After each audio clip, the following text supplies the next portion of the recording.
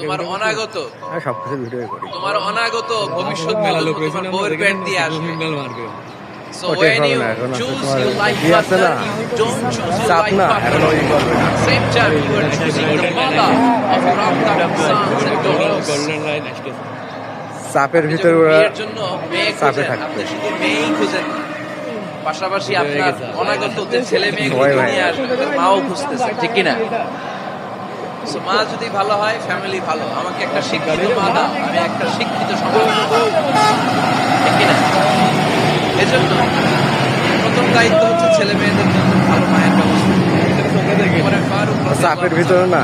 খলিফা, এক বাবা এসে বিচার করতে ও এখন চাপে আছে। আমিরুল মুমিনিন, আমার ছেলে আমার কথা শুনে। বেয়াদবি করে। বলে ফারুক খুবই রাখো না, তো জাহান্নামে যাবে। ছেলে বলে, হ্যাঁ আমিরুল মুমিনিন, সব দায় দায়িত্ব কি আমাদের? বাবা মার দায়িত্ব নাই? ওমরে ফারুক বললেন, কি দায়িত্ব আছে? ওমরে ফারুক বললেন, বাবার 3টা দায়িত্ব।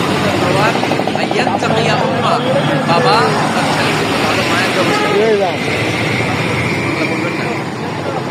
আইয়াহসিনা ইসমা, ভালো নাম রাখবে।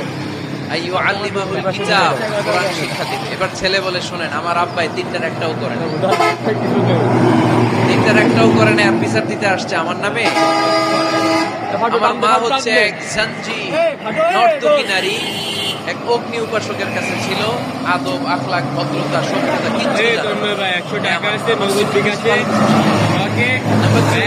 আমার নাম রাখছে সাম্মানি জুহলা, ইয়ানি খানফাসা। আমার নাম রাখছে সামসিকা। নাম কি? একটা নাম বলো। ওয়ালাম ইউআল্লিমনি হারফান মিন কিতাবিল্লাহ, আল্লাহর কিতাবের একটা অক্ষর